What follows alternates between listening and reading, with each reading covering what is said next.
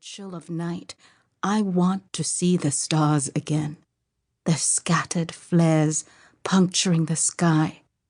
I want to feel the earth beneath my feet, the rich black soil that turns to soft mud when the rains come. Floating closer to the entrance, I run a finger over the etchings of fish, whales, and the peaks of the seabed. The last image is one of scales, curls, and the telltale beauty of Yemoja, my maker, my second mother, the most gracious of Orishas. A sadness coils within me, but I don't let it take root.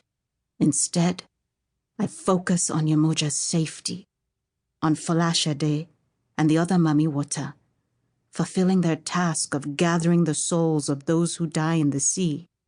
If I hadn't asked Olokun for help, then the fracturing world would have broken entirely. I am here so that they can be safe, and this is the price I must pay.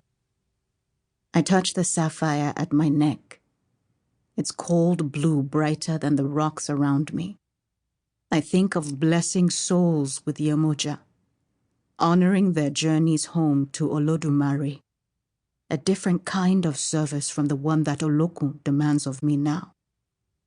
But my choices were the right ones, and they don't change what needs to be done.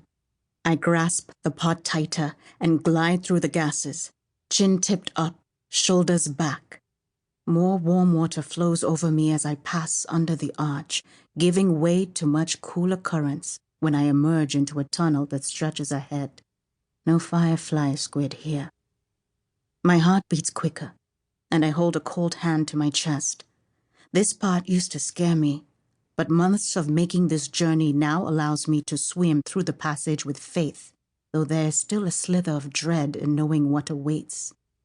I slip into the gloom, skin grazing the smooth black sides as I head toward the vague light in the distance. The rock widens into a circular space. Hundreds of larger firefly squid are draped over the coral walls, their glow reflecting on the iridescent insides of cracked open shells studded among them. The moss grows in abundance here, its thick, glistening arcs looped around the walls. I squint through the dazzle of light, eyes narrowed against the sudden brightness. A current tugs me farther inside, and I let it, clasping the offering to my chest, allowing myself a glance upward at a ceiling peppered with more moss, its trails pulsing with soft white lights. I see that you have decided to grace me with your presence. The deep voice trickles out from the back of the hall, where the light stretches to reach. I feel a faint flicker of pride when I don't flinch. A flash of a metallic gaze, and then Olokun leans forward, his mouth curled up at the edges. I swim toward the murkiness until I can make out the coil of the Orisha's great tail curved beneath him. Olokun sits on a black coral throne, fingers curling over the armrests. He flicks his abede back and forth, the silver fan creating ripples in the water. Shadows cloak the muscled bulk of Olokun's body, but his eyes shine in a face with sharp angles. A thick golden chain wraps around his waist, its end tailing off into the sea. It's not yet time, I answer, the words slipping out like stones settling around us. The pot is cool in my arms, and I grip its handles firmly, teeth clenched so tight that my jaw aches. I want to remind the Orisha of what I gave up to be here, but I bite it down.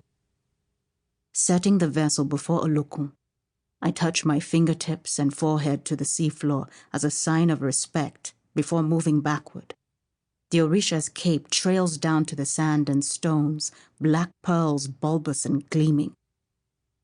Olokun peers at the clay pot, a finger held against the cleft in his chin. What is that? An offering, I say, hands hovering over the tribute. Shall I open it? Let me. The water swirls.